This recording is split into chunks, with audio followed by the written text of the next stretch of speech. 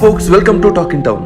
ನೀವಿನ್ನೂ ನಮ್ಮ ಚಾನಲ್ನ ಸಬ್ಸ್ಕ್ರೈಬ್ ಆಗಿಲ್ಲ ಅಂದ್ರೆ ಈ ಕೂಡಲೇ ಸಬ್ಸ್ಕ್ರೈಬ್ ಆಗಿ ಬೆಲ್ ಐಕಾನ್ ಪ್ರೆಸ್ ಮಾಡಿ, ಸೊ ದಟ್ ಎಲ್ಲ ವಿಡಿಯೋಗಳ ನೋಟಿಫಿಕೇಶನ್ ನಿಮ್ಮನ್ನ ಬೇಗ ತಲುಪುತ್ತೆ. ರಶ್ಮಿಕಾ ಮಂದಣ್ಣ ಮಾತುಗಳು ಪದೇ ಪದೇ ವಿವಾದ ಸೃಷ್ಟಿಸ್ತಾ ಇದೆ. ಇದೇ ಕಾರಣಕ್ಕೆ ಪದೇ ಪದೇ ಟ್ರೋಲ್ ಕೂಡ ಆಗ್ತಿರ್ತಾರೆ ಈ ನಟಿ. ಆಕೆಯ ಸಿನಿಮಾಗಳನ್ನ ಕರ್ನಾಟಕದಿಂದ ಬ್ಯಾನ್ ಮಾಡಬೇಕು ಅನ್ನೋ ಅಭಿಪ್ರಾಯ ಕೂಡ ವ್ಯಕ್ತವಾಗ್ತಾ ಇತ್ತು. ಇದೇ ವಿಚಾರವಾಗಿ ನಟ ಕಿಚ್ಚ ಸುದೀಪ್ ಸಂದರ್ಶನವೊಂದರಲ್ಲಿ ರಶ್ಮಿಕಾ ಮಂದಣ್ಣಗೆ ಕಿವಿ ಮಾತು ಹೇಳಿದ್ರು. ಸೆಲೆಬ್ರಿಟಿ ಅಂದಮೇಲೆ ಹಾರ, ಮೊಟ್ಟೆ, ಕಲ್ಲು ಎಲ್ಲ ಬೀಳುತ್ತೆ, ಎಚ್ಚರಿಕೆಯಿಂದ ಇರಬೇಕು, ಎಚ್ಚರಿಕೆಯಿಂದ ಮಾತಾಡಬೇಕು ಅಂತ ಕಿಚ್ಚ ಸುದೀಪ್ ಕಿವಿ ಮಾತು ಹೇಳಿದ್ರು. ಇದೀಗ ಇದಕ್ಕೆ ರಶ್ಮಿಕಾ ಮತ್ತೊಂದು ಸಂದರ್ಶನದಲ್ಲಿ ಕೌಂಟರ್ ಕೊಟ್ಟಿದ್ದಾರೆ. ಹೌದು, ತೆಲುಗು ಸಂದರ್ಶನವೊಂದರಲ್ಲಿ ನಟಿ ರಶ್ಮಿಕಾ ಮಂದಣ್ಣ ಎಲ್ಲ ಪ್ರಶ್ನೆಗಳಿಗೆ ಉತ್ತರ ಕೊಡ್ತಾ ಇರ್ತಾರೆ. ಸೋಷಿಯಲ್ ಮೀಡಿಯಾದಲ್ಲಿ ಟ್ರೋಲ್ ಆಗೋದ್ರ ಬಗ್ಗೆ, ವಿಜಯ್ ದೇವರಕೊಂಡ ಜೊತೆಗಿನ ಡೇಟಿಂಗ್ ರೂಮರ್ಸ್ ಬಗ್ಗೆ, ಸೌತ್ ಸಾಂಗ್ಸ್ ಬಗ್ಗೆ ನೀಡಿದ ವಿವಾದಾತ್ಮಕ ಹೇಳಿಕೆ ಬಗ್ಗೆ, ಕೊನೆಗೆ ಆಗಿದ್ದೇನು, ನಾನು ಹೇಳೋದಕ್ಕೆ ಹೋಗಿದ್ದೇನು ಅನ್ನೋದರ ಬಗ್ಗೆ ಮಾತಾಡಿದ್ದಾರೆ. ಪದೇ ಪದೇ ಟ್ರೋಲ್ ಆಗ್ತಾ ಇರೋದ್ರಿಂದ ನೋವಾಗುತ್ತೆ. ನಮಗೆ ನೋವಾದ್ರೂ ಪರವಾಗಿಲ್ಲ, ಇದರಿಂದ ನಮ್ಮ ಕುಟುಂಬ ಸದಸ್ಯರಿಗೆ ತೊಂದರೆ ಆಗಬಾರದು ಅಂತ ಹೇಳಿದ್ರು. ವಿಜಯ್ ದೇವರಕೊಂಡ ಜೊತೆಗೆ ತಮ್ಮ ಹೆಸರನ್ನ ಲಿಂಕ್ ಮಾಡಿ ಮಾತನಾಡೋದರ ಬಗ್ಗೆ ಕೂಡ ರಶ್ಮಿಕಾ ಬೇಸರ ವ್ಯಕ್ತಪಡಿಸಿದ್ದಾರೆ. ಕೀಳು ಮಟ್ಟದ ಭಾಷೆ ಬಳಸಿ ಪದೇ ಪದೇ ಟ್ರೋಲ್ ಮಾಡೋದರ ಬಗ್ಗೆ ಅಸಮಾಧಾನ ವ್ಯಕ್ತಪಡಿಸಿದ್ರು. ಇದೇ ಟೈಮಲ್ಲಿ ಕಿಚ್ಚ ಸುದೀಪ್ ಮಾತಿಗೂ ಕೂಡ ರಶ್ಮಿಕಾ ರಿಯಾಕ್ಟ್ ಮಾಡಿದ್ದಾರೆ. ಅಂದು ಸುದೀಪ್ ಕಿವಿ ಮಾತು, ಪಬ್ಲಿಕ್ ಫಿಗರ್ ಅಂದಮೇಲೆ ಹಾರ, ಮೊಟ್ಟೆ, ಟೊಮೆಟೊ, ಕಲ್ಲು ಎಲ್ಲ ಬೀಳುತ್ತೆ. ಇಂಥ ಸನ್ನಿವೇಶಗಳನ್ನೆಲ್ಲ ನಿಭಾಯಿಸೋದಕ್ಕೆ ಕಲಿಬೇಕು, ಸ್ಟ್ರಾಂಗ್ ಆಗಬೇಕು, ಎಚ್ಚರಿಕೆ ವಹಿಸಬೇಕು, ಏನ್ ಮಾತಾಡಬೇಕು, ಹೇಗ್ ಮಾತಾಡಬೇಕು ಅನ್ನೋದು ಗೊತ್ತಾಗಬೇಕು. ನೀವು ಆರಂಭದಿಂದ ಇದನ್ನ ಅಭ್ಯಾಸ ಮಾಡ್ಕೊಂಡು ಬಂದ್ರೆ ಸಮಸ್ಯೆಗೆ ಸಿಕ್ಕಾಕೊಳ್ಳೋದಿಲ್ಲ.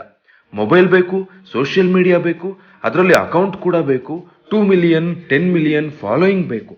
ಆದ್ರೆ ಈ ನೆಗೆಟಿವಿಟಿ ಮಾತ್ರ ಬೇಡ ಅಂದ್ರೆ ಹೇಗೆ ಅಂತ ಕಿಚ್ಚ ಸುದೀಪ್ ಹೇಳಿದ್ರು. ಇದರಲ್ಲಿ ಏನ್ ತಪ್ಪಿದೆ ಅಂತ ಅರ್ಥ ಆಗ್ಲಿಲ್ಲ. ಆದ್ರೆ ರಶ್ಮಿಕಾ ಇದನ್ನ ಬೇರೆ ತರಾನೇ ಅರ್ಥ ಮಾಡ್ಕೊಂಡಿರಬಹುದು. ಅದಕ್ಕೆ ರಶ್ಮಿಕಾ ಹೀಗೆ ರಿಯಾಕ್ಟ್ ಮಾಡಿರೋದು. ಇತ್ತೀಚೆಗೆ ನನ್ನ ನೆಚ್ಚಿನ ನಟನ ಸಂದರ್ಶನ ನೋಡಿದೆ. ನಿಮಗೆ ಹಾರ ಬೀಳುತ್ತೆ ಅಂದಮೇಲೆ ಮೊಟ್ಟೆ, ಟೊಮೆಟೊ, ಕಲ್ಲು ಕೂಡ ಬೀಳಬಹುದು. ನೀವು ಎಲ್ಲದಕ್ಕೂ ಸಿದ್ಧವಾಗಿರ್ಬೇಕು ಅಂತ ಹೇಳಿದ್ರು. ನಾನು ಸಂಪೂರ್ಣವಾಗಿ ಅದನ್ನ ಒಪ್ತೀನಿ, ಯಾಕಂದ್ರೆ ನಾನು ಪಬ್ಲಿಕ್ ಫಿಗರ್. ಆದ್ರೆ ಆ ಕಲ್ಲು ನನಗೆ ಪೆಟ್ಟು ಮಾಡ್ತಾ ಇದೆ, ಅದರಿಂದ ನೋವಾಗಿ ರಕ್ತ ಸುರಿತಾ ಇದೆ ಅಂದ್ರೆ ಅದನ್ನ ಒಪ್ಪೋದಕ್ಕೆ ಸಾಧ್ಯ ಇಲ್ಲ ಅಂತ ರಶ್ಮಿಕಾ ಹೇಳಿದ್ದಾರೆ. ಅಂದ್ರೆ ಕಲ್ಲು ಸುಮ್ನೆ ಯಾಕೆ ಬೀಳುತ್ತೆ ರಶ್ಮಿಕಾಗೆ ಅಂತ ಯೋಚನೆ ಮಾಡ್ಬೇಕಲ್ಲ. ಜನ ಏನ್ ದಡ್ರಲ್ಲ, ಅಥವಾ ಸುಮ್ನೆ ರಶ್ಮಿಕಾ ಕಡೆಗೆ ಮೊಟ್ಟೆ, ಕಲ್ಲು, ಟೊಮೆಟೊ ಎಸೆಯೋದಕ್ಕೆ ಜನ ಅಥವಾ ಟ್ರೋಲರ್ಸ್ ಕೂಡ ಫ್ರೀಯಾಗಿ ಕೂತಿಲ್ಲ. ಹಾರ ಹಾಕೋದು ಖುಷಿಗೆ, ಕಲ್ಲು ಹೊಡೆಯೋದು ಕೋಪಕ್ಕೆ. ಪದೇ ಪದೇ ಕನ್ನಡ ಸಿನಿಮಾ ಅಭಿಮಾನಿಗಳಿಗೆ ಕೋಪ ತರಿಸೋ ಕೆಲಸ ಮಾಡಿದ್ರೆ ರಶ್ಮಿಕಾ ಕಡೆಗೆ ಹೂವಿನ ಹಾರ ಅಲ್ಲ, ಕಲ್ಲೇ ಬೀಳೋದು ಅನ್ನೋದನ್ನ ರಶ್ಮಿಕಾ ಅರ್ಥ ಮಾಡ್ಕೊಳ್ಬೇಕು. ಅದನ್ನ ಬಹಳ ಸೂಕ್ಷ್ಮವಾಗಿ ಕಿಚ್ಚ ಸುದೀಪ್ ಹೇಳಿದ್ರು. ಆದ್ರೆ ಅಷ್ಟು ಸೆನ್ಸಿಟಿವಿಟಿ ರಶ್ಮಿಕಾಗ್ ಇಲ್ಲ ಅನ್ಸುತ್ತೆ ಬಹುಶಃ ಅರ್ಥ ಮಾಡ್ಕೊಳ್ಳೋಕೆ. ಅದಕ್ಕೂ ಮತ್ತೊಂದು ಕೌಂಟರ್ ಕೊಡೋದಕ್ಕೆ ಹೋಗಿ ಈಗ ಮತ್ತೊಂದು ವಿವಾದಕ್ಕೆ ಸುಮ್ಮನೆ ರಶ್ಮಿಕಾ ಮಂದಣ್ಣ ಸಿಕ್ಕಾಕೊಂಡಿರೋದು. ಅಷ್ಟೇ ಅಲ್ಲ, ವಿಜಯ್ ದೇವರಕೊಂಡ ಜೊತೆಗಿನ ಡೇಟಿಂಗ್ ವಿಚಾರಕ್ಕೆ ಸಂಬಂಧಪಟ್ಟ ಹಾಗೂ ಬೇಸರ ವ್ಯಕ್ತಪಡಿಸಿರೋದಲ್ಲದೆ ಸೌತ್ ಸಾಂಗ್ ಬಗ್ಗೆ ನೀಡಿದ್ದ ಹೇಳಿಕೆಗೂ ಸ್ಪಷ್ಟನೆ ಕೊಟ್ಟಿದ್ದಾರೆ. ಅದೇ ಸಂದರ್ಶನದಲ್ಲಿ ಸೌತ್ ಸಾಂಗ್, ಬಾಲಿವುಡ್ ಸಾಂಗ್ ಬಗ್ಗೆ ತಾವು ನೀಡಿದ್ದ ಹೇಳಿಕೆಗೆ ಈ ರೀತಿ ಸ್ಪಷ್ಟನೆ ಕೊಟ್ಟಿರೋದು. Mission Majnu song release event ನಲ್ಲಿ ರಶ್ಮಿಕಾ ನೀಡಿದ್ದ ಹೇಳಿಕೆ ಅದು ದೊಡ್ಡ ಚರ್ಚೆ ಆಗಿತ್ತು. ರೊಮ್ಯಾಂಟಿಕ್ ಸಾಂಗ್ಸ್ ಅಂದ್ರೆ ಬಾಲಿವುಡ್ ಅನ್ನೋ ರೀತಿ ಹೇಳಿದ್ರು. ಆದ್ರೆ ನಾನು ಹೇಳಿದ್ದು ಹಾಗಲ್ಲ, ಸೌತ್ನಲ್ಲಿ ಬರೀ ಮಾಸ್ ಮಸಾಲಾ ಸಾಂಗ್ಸ್ ಮಾತ್ರ ಬಂದಿವೆ ಅಂತ ನಾನು ಹೇಳಿದ್ದು ಅನ್ನೋ ರೀತಿ ಬಿಂಬಿಸಿದ್ದಾರೆ.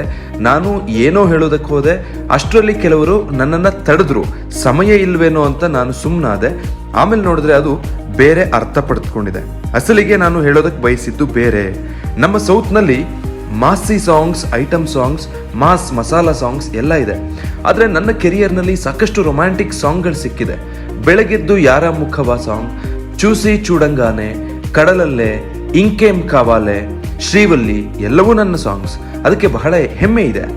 ಆದರೂ ಬಾಲಿವುಡ್ನ 70-80 ದಶಕದ ಹಾಡುಗಳು ಮನೆಯಲ್ಲಿ ಕೇಳ್ತಾ ಇದ್ವಿ ಅಂತ ಹೇಳೋದಕ್ಕೆ ಮುಂದಾದೆ. ಅದು ಇಷ್ಟೆಲ್ಲ ಸ್ವರೂಪ ಪಡೆದುಕೊಂಡಿದೆ. ನಾನು ಏನು ಮಾತಾಡಿದ್ರೂ ಅದು ಟ್ರೋಲ್ ಆಗುತ್ತೆ, ವಿವಾದ ಆಗುತ್ತೆ ಅಂತ ವಿಷಾದ ವ್ಯಕ್ತಪಡಿಸಿದ್ದಾರೆ. ಇದೇ ವಿಚಾರನೇ ಕಿಚ್ಚ ಸುದೀಪ್ ಅಷ್ಟು ಸೂಕ್ಷ್ಮವಾಗಿ ಹೇಳಿದ್ದು. ಹೇಗೆ ಮಾತಾಡ್ತೀವಿ, ಏನು ಮಾತಾಡ್ತೀವಿ ಅನ್ನೋ ಸೆನ್ಸಿಟಿವಿಟಿ ಇಟ್ಕೊಳ್ಬೇಕು. ಇದನ್ನ ನಮಗೆ ನೇಮು ಫೇಮು ಬಂದ ಮೊದಲನೇ ದಿನದಿಂದನೇ ಅಭ್ಯಾಸ ಮಾಡ್ಕೊಳ್ಬೇಕು. ಇಲ್ಲ ಅಂದ್ರೆ ಹಾರ ಬೀಳೋ ಜಾಗದಲ್ಲಿ ಮೊಟ್ಟೆನೂ ಬೀಳುತ್ತೆ, ಕಲ್ಲು ಬೀಳುತ್ತೆ ಅಂತ.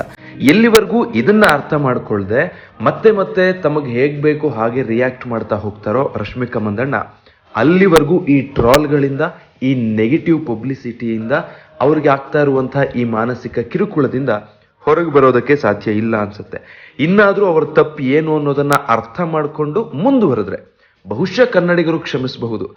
ಕನ್ನಡಿಗರು ಸಹೃದಯಿಗಳು ಎಂತೆಂಥವರನ್ನೋ ಕ್ಷಮಿಸಿದ್ದಾರೆ. ಒಂದ್ಸಲ ರಶ್ಮಿಕಾ ತನ್ನ ತಪ್ಪಿನ ಅರಿವು ಮಾಡಿಕೊಂಡು ಕನ್ನಡಿಗರ ಮುಂದೆ ಕ್ಷಮೆ ಕೇಳಿದ್ರೆ ಖಂಡಿತವಾಗ್ಲೂ ಕನ್ನಡಿಗರು ಆ ಕ್ಷಮೆ ಕೊಡ್ತಾರೆ. ಅದು ಬಿಟ್ಟು ಈ ರೀತಿ ಕೌಂಟರ್ ಕೊಡ್ತಿದ್ರೆ ಅದಕ್ಕೆ ಇದಕ್ಕಿಂತ ದೊಡ್ಡದಾಗೆ ರಿಯಾಕ್ಟ್ ಮಾಡ್ತಾರೆ. ಸದ್ಯಕ್ಕೆ ಇದುವರೆಗೂ ಕಿಚ್ಚ ಅಭಿಮಾನಿಗಳು ಈ ವಿಷಯಕ್ಕೆ ಸಂಬಂಧಪಟ್ಟ ಹಾಗೆ ಏನು ರಿಯಾಕ್ಟ್ ಮಾಡಿಲ್ಲ. ಮುಂದಕ್ಕೆ ಏನಾದ್ರೂ ರಿಯಾಕ್ಟ್ ಮಾಡ್ತಾರಾ? ಈ ವಿವಾದ ದೊಡ್ಡದಾಗತ್ತಾ? ಕಾದು ನೋಡ್ಬೇಕು.